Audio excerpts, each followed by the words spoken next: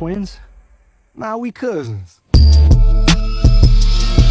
So you rob trains and banks, but you can't steal this pussy from me. Our movie begins in 1932 and tells the legend of a music band whose music managed to summon an evil spirit from its world to destroy theirs and trap them in a nightmare. One day, the two brothers, Smoke and Stack, decide to buy a big place to open their own club away from white racism, a place specifically for a certain group, those with the dark skin. The owner of the place, Hogarth, arrives and shows them around. After they buy it, they warn him that they don't want to see any of his kind on their land. We then see Sam, whose father is the village pastor. Despite that, Sam is a young man who loves playing music, and that's the main reason for most of the problems between him and his father, who disapproves of his son playing among dancers and drunkards. Before Sam leaves, his father tells him something very important. If he keeps dancing with the devil, one day that devil is going to come home with him. But Sam doesn't care about his father's words and promises to come back for morning prayers. He leaves with the twins, who we learn are his cousins. Smoke believes they won't make it to open the club tonight and suggests postponing the opening until next week. But Stack is very excited and believes if they split into teams, each one can get things done. So Stack takes Sam and they head out. Meanwhile, Smoke goes to the city where he meets his friend and tells him that he and his brother have decided to open their own club, away from the chaos of Chicago. He wants his friend's wife to print the banners and the club's menu. They agree on a price as long as she delivers it at night. Back to Sam, he's amazed when he finds out that the guitar he's been handed belonged to Charlie Patton. But Stack is even more impressed when he hears the power of Sam's voice and tells him he's going to rock the world and make a lot of money. They go to meet Slim, who clearly looks like a professional musician but plays on the streets for money. Stack offers him $40 to come play at their club that night, but Slim refuses because he likes to spend his Saturdays drunk. It's his thing. Stack then hands him a bottle of imported beer and tells him there'll be plenty of it at the club and that he can drink as much as he wants. Slim agrees right away. Sam and Slim play music on the street to attract a big crowd and promote the club. Stack announces the club's opening time, saying it will be a space just for them,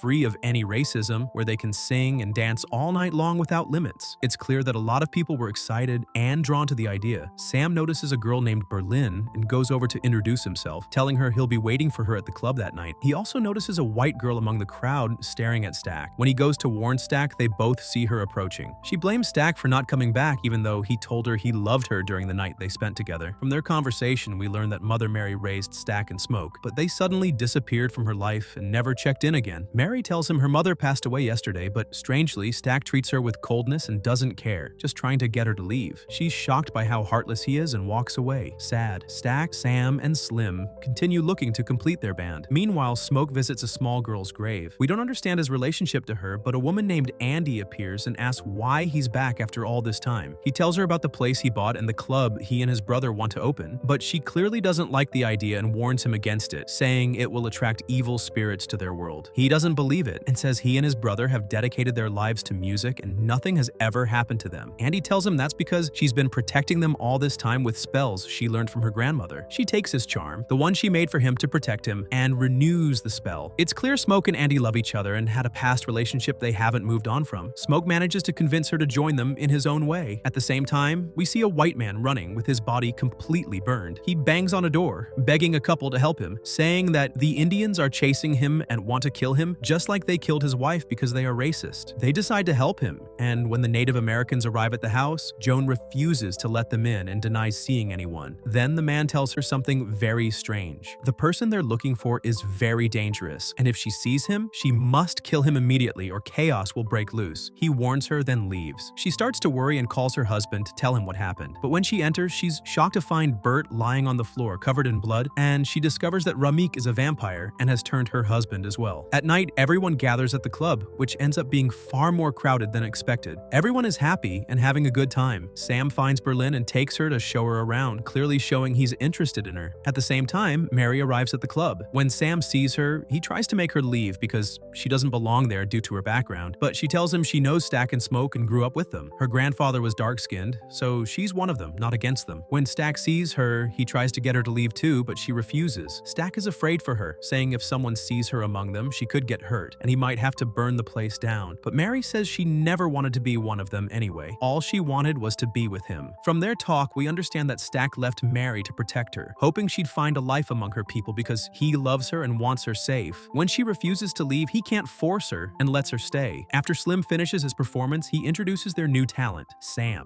As soon as Sam starts playing and singing, the place fills with excitement and everyone is enjoying themselves. But what they don't know is that this is the beginning of the curse. Sam's music has unleashed many spirits that are now among them, especially the vampires who are targeting the place under the leadership of Ramik. Sam starts a relationship with Berlin and Stack looks for him, but when he hears their voices, he doesn't want to bother them and leaves them alone. At that time, Brake sees 3 white-skinned people approaching, so he sends his colleague to call the twins from inside and refuses to let them in. But they try to convince him that they just want to come in to have fun and eat because they're hungry. When Stack and Smoke come out to talk to them, they say they believe in equality, love music, and want to play with them. They start playing and singing in hopes of convincing them to let them in. But Smoke doesn't feel comfortable with them and refuses to let them in, asking them to go back where they came from. Then they look at Mary because she's different from them too, but she got in. Andy tells them that Mary is part of the family, so they leave, but they let them know they won't go far, just in case they change their minds or something. But Smoke warns Brake not to let them in, just in case, because he doesn't want any trouble on the opening day of the place. Sam thanks Smoke for the day, saying it was the best day of his life and because Smoke gave him the guitar and made him the star of the day. But Stack tells him that he's the one who's talented and his talent attracted people and created that atmosphere, and he's proud of him. Mary goes to talk to Stack, feeling they were being prejudiced toward the people who came, and maybe their intentions were actually good. She decides to go check it out herself, and if they turn out to be good people and have enough money, maybe they can let them in and everyone can enjoy the time together. So Stack gives her a weapon just in case to protect herself from them. When Mary goes out to talk to them, they try to tempt her with the gold coins they have, but she doesn't feel comfortable around Ramik at all. His behavior feels weird, and when he gets close to her, she threatens him with the weapon and tells them to go back where they came from and walks away. But suddenly we see Ramik flying after her. When Mary gets back, Brake goes to the bathroom and leaves Selm guarding the place instead. As soon as Mary sees Stack, she gives him the money she took from Ramik, and then she takes him to the room and they get into a relationship. When Sam sees them in that situation, he doesn't want to disturb them and acts like he didn't see anything and leaves. When Smoke asks him to call Stack, he tells him that Stack is in a situation that doesn't allow for that right now. So Smoke goes to call him himself, but as soon as he enters, he's shocked by the blood on the floor and sees Mary drinking his blood. Out of shock, he pulls out his weapon and shoots Mary, but she doesn't die. She escapes in a strange way, and everyone is stunned and doesn't understand what just happened. Stack dies at the hands of his brother Smoke, who is shocked and can't comprehend anything. Sam comes out to find everyone terrified by the sound of gunfire and asks what happened, but he doesn't answer and just tells them the party is over and everyone leaves. Sam keeps blaming himself because when he walked in on them, he thought they were just being intimate. He didn't know this would happen. But Andy comforts him and tells him to stop blaming himself because it's not his fault. Smoke realizes they need to take Stack's body out because they don't know what might happen. And the evil they're facing, especially because he shot Mary and she didn't die, there's something strange going on and they can't take the risk. But he's in shock and convinced his brother isn't really dead and refuses to take him out, afraid for him. He asks Andy to find a spell or something to bring him back to life, but she apologizes to him, saying Stack is dead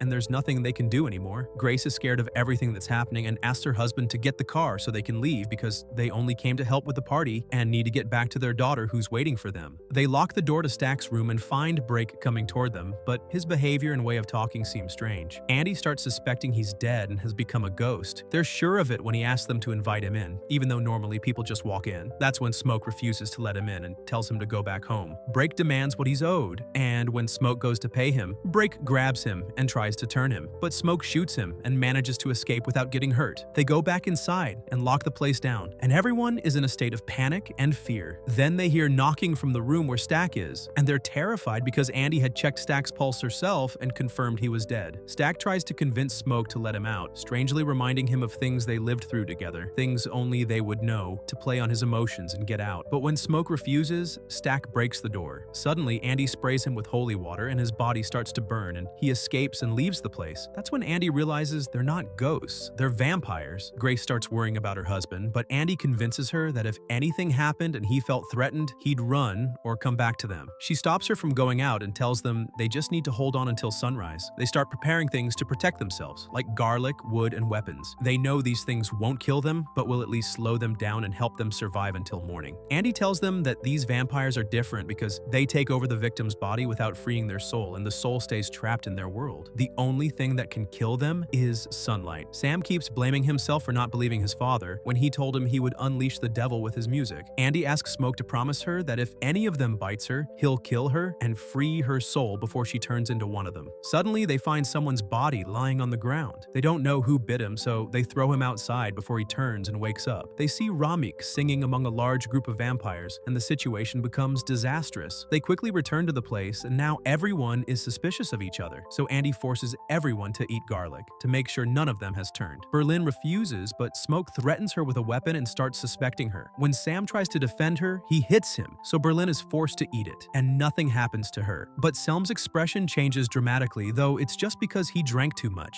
They hear someone crying for help outside, but when they open the door, it turns out Brake already turned him. Grace finds her husband coming, saying he brought the car, and talks to her like nothing is happening. He asks her to let him in so he can gather their stuff and leave. That's when they realize he's turned. They find Ramik coming, trying to convince her to let them in and take them to their world, threatening her with their daughter Lisa. Grace breaks down, but Andy tries to make her understand that they're just doing that to pressure her, and she shouldn't listen. When Ramik sees Sam, he wants to take him and says that if they hand Sam over, he'll let the rest live. Sam finds out that his music is what freed Ramik when he heard it, and he wants to sacrifice himself to end it all because he thinks it's all his fault, but they stop him. Then Ramik reveals a big secret, that their coming to this place was planned all along, and that Hogarth, the owner of the place, is one of them, and has been offering them victims so they can build their society and all live together. Stack tries to convince his brother to join him and live together forever in a life without death. Everyone gathers and starts singing in front of the place. Grace begins to lose her mind over what happened to her husband and fear for her daughter, so she calls out to them and lets them in. They prepare themselves for the battle, and the vampires enter the place trying to kill them until Eddie gets injured by Stack right in front of Smock, who breaks down over her. But she asks him to keep his promise to her, so Smoke kills her himself to free her soul. Salem also sacrifices himself because he got hurt and asks them to escape through the back door while he distracts them. He injures himself to attract them with the scent of his blood. At that moment, they do escape, but Ramik tries to take Sam from them. When Berlin tries to protect him, she gets injured too and pushes Sam away so he can run and protect himself until sunrise. Ramik grabs him and keeps trying to kill him while all the vampires gather around them waiting for the final moment. Meanwhile, Smock goes into battle with his brother, who is determined to turn him and won't let him go. Sam hits the demon with the guitar, and as soon as it breaks, everyone falls into a state of sheer panic. Suddenly, Smock appears and stabs Ramik in the back with holy water right at sunrise. All the vampires burn at that moment, the demon dies too, and the curse is broken. Smock asks Sam to go back home and get rid of the cursed guitar. Sam returns to the church, and his father is shocked to see him. He keeps begging him to leave the cursed guitar, give up music, and repent. When Hogarth and his group come back to the place thinking everyone is dead, they're surprised to find Smock coming out at them, killing them all mercilessly. Smock gets injured but calmly sits down, lights a cigarette, and watches Hogarth suffer before killing him. Then he imagines his lover Eddie with their little daughter, telling him to leave the cigarette, end it all, and come with them to live in peace. We learn that the little girl was their daughter who died. So Smock kills Hogarth and says goodbye to the world. As for Sam, he can't give up music and runs away. The years pass, and Sam keeps playing and singing even as an old man. One day, he sees Mary and Stack coming to him. They were the only ones who survived back then because Smoke couldn't kill his brother and made him promise to let Sam live his life the way he wanted. Stack offers Sam to join them and live an eternal life, but Sam tells him he's lived enough to not want anything else from this life. Stack lets Sam play the old guitar for them, and both he and Mary enjoy the music, while Sam recalls his memories with them. Before Stack leaves, Sam tells him that before everything happened, that day was the best day of his life. Stack tells him he always remembered that day too because it was the last day he could hug his brother, see the sun, and have everyone happy. Stack and Mary say goodbye to Sam and leave, keeping their promise to Smock that they would never join to Sam. And that's the end of the movie. If you enjoyed the video, don't forget to hit the like button, subscribe to the channel, and share your thoughts in the comments.